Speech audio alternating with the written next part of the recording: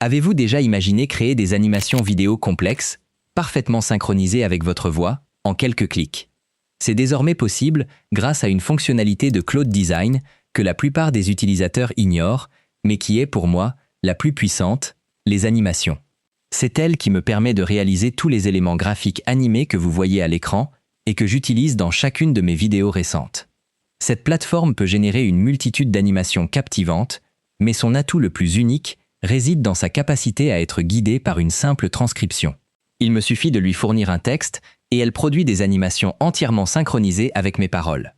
Dans cette vidéo, je vais vous montrer les différents types d'animations qu'elle peut créer, ainsi que les invites précises et le processus que j'applique dans mes propres productions. Je détaillerai également le processus d'édition, car beaucoup d'entre vous m'ont posé des questions à ce sujet. Pour commencer, un aperçu rapide de son fonctionnement et de la manière d'y accéder. Pour utiliser Claude Design, vous devez disposer d'un abonnement payant à Claude, soit le plan Pro, soit le plan Max. Une fois abonné, vous pouvez vous rendre sur Claude, Hayden, ou la trouver directement dans la barre latérale de Claude. Sur la plateforme, un large éventail de modèles s'offre à vous. Dans ma vidéo dédiée à Claude Design, j'ai exploré toutes ces options. Des présentations, des maquettes d'applications mobiles ou d'interfaces utilisateurs, des CV, des objets 3D et bien plus encore. Cependant, pour cette vidéo, je me concentre exclusivement sur les animations.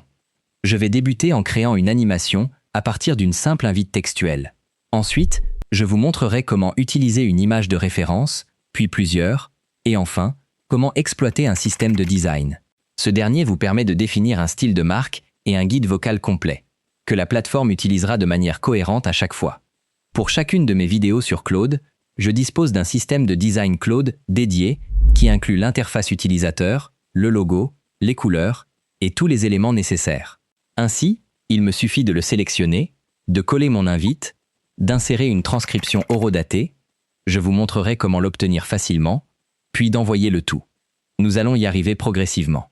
Pour ce premier exemple, je vais demander d'animer une explication visuelle du fonctionnement et de l'entraînement des grands modèles de langage, LLM. Je l'envoie tel quel. Parfois, la plateforme me pose une série de questions. Généralement, il n'y en a que quelques-unes, mais pour une invite aussi vague que celle-ci, elle en a plusieurs. Je vais y répondre. Ceci s'adresse à des professionnels et des cadres curieux. Une durée de 30 secondes, car il s'agit juste d'une démonstration. Un rapport d'aspect 16:9. Décidez pour moi. Décidez pour moi. Des étiquettes minimales.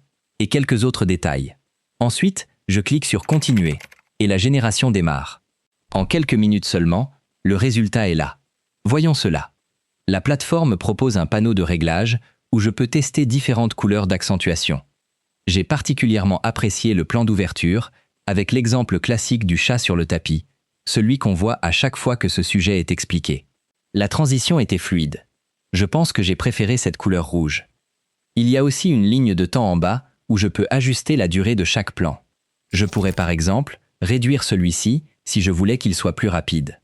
Vous avez compris le principe. C'est vraiment excellent. Mais ce qui est incroyable, c'est que je peux apporter des modifications en utilisant le langage naturel. Par exemple, si je veux qu'il utilise une autre phrase comme exemple, il me suffit de le lui demander. Et voilà, il est revenu avec « La bouilloire commença à bouillir ». Il l'a parfaitement modifié tout en conservant le reste. Je vais même sauter à la fin pour voir s'il l'a aussi changé dans la question. Eh oui, c'est absolument génial. Il faudrait un temps fou pour créer cela de zéro et c'était pourtant une animation relativement simple. Une autre application où cette fonctionnalité est particulièrement utile concerne les visualisations de données, comme les graphiques et diagrammes animés. Voici un autre exemple rapide que j'ai réalisé simplement à partir d'une invite sans aucune image de référence. J'ai demandé une comparaison des différentes bulles spéculatives historiques et où nous en sommes actuellement avec la bulle de l'IA. Le résultat est stupéfiant. Je n'ai fourni aucune de ces informations dans mon invite.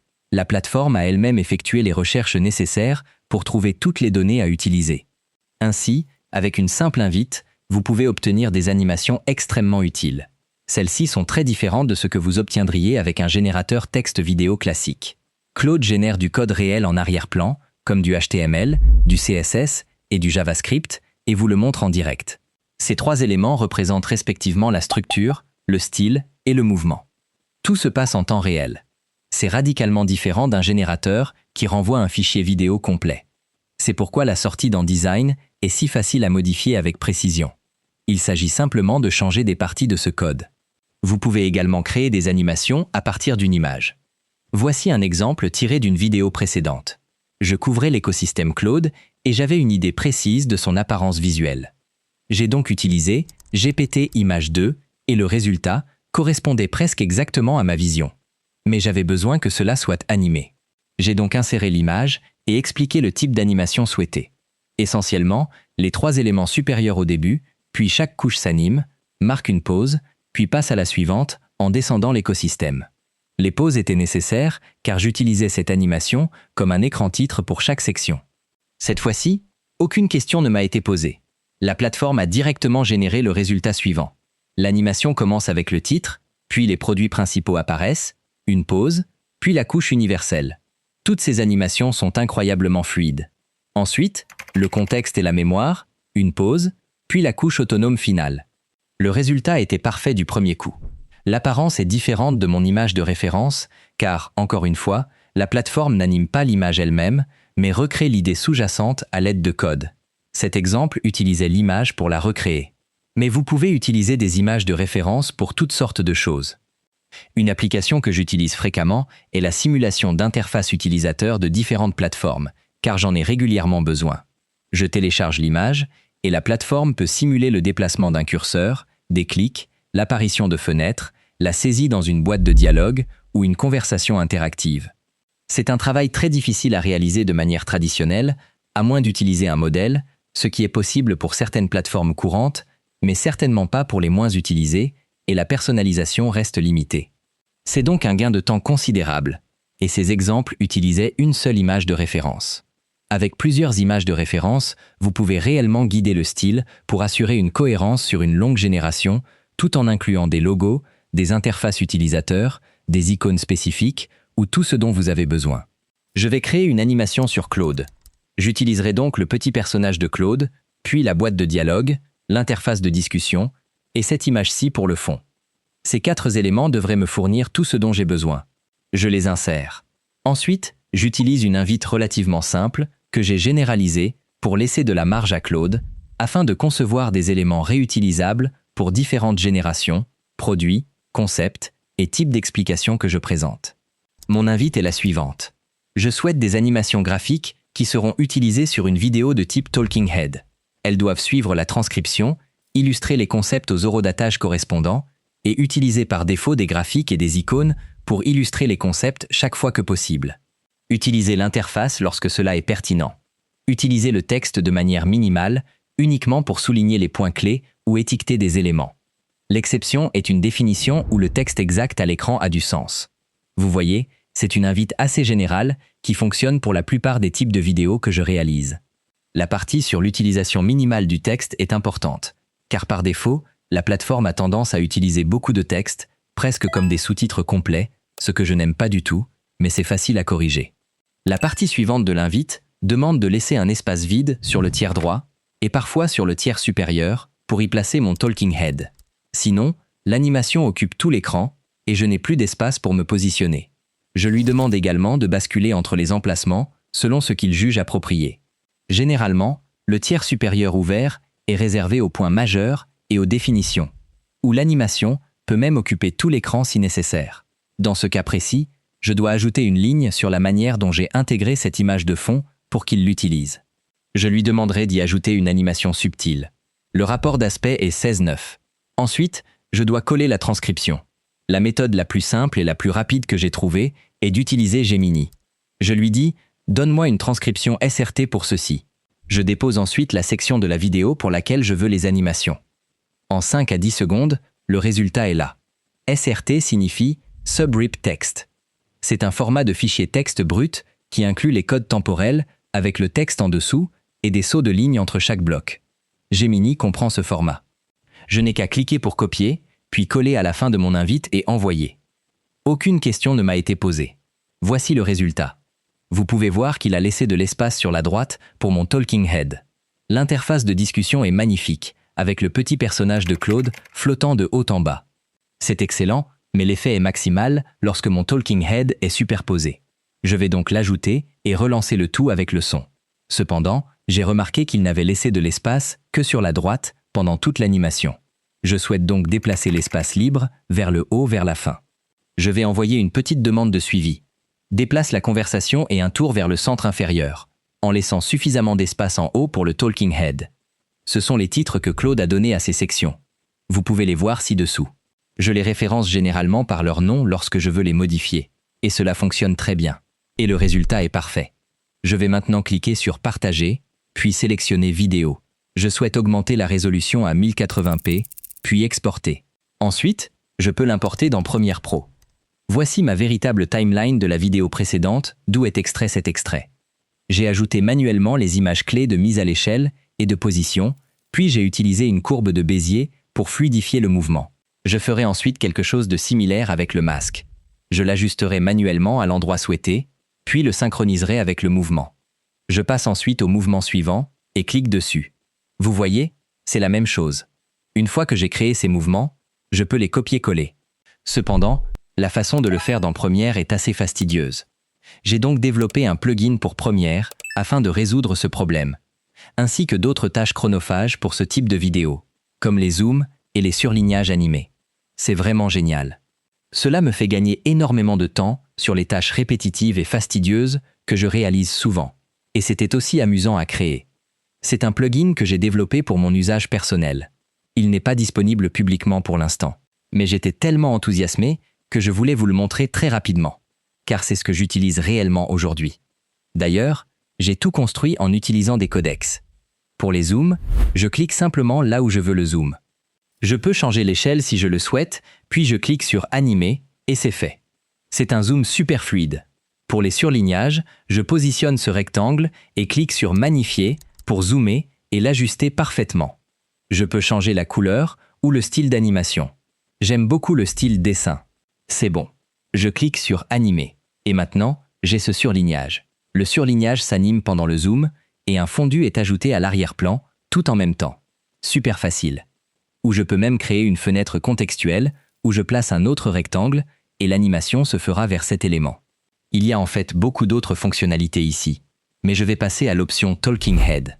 J'ai le clip de mon Talking Head au-dessus et la vidéo que je viens de récupérer de Claude en dessous. Il me suffit maintenant de cliquer sur l'une de ces positions prédéfinies et une forme. Ensuite, je peux la redimensionner manuellement si je le souhaite. Je n'en ai pas besoin sur celle-ci, mais je peux aussi ajouter une bordure, changer la couleur, ajouter un dégradé, puis une lueur ou une ombre portée. Je vais tout désactiver, ou peut-être laisser l'ombre portée. Ensuite, je vais recadrer un peu le plan.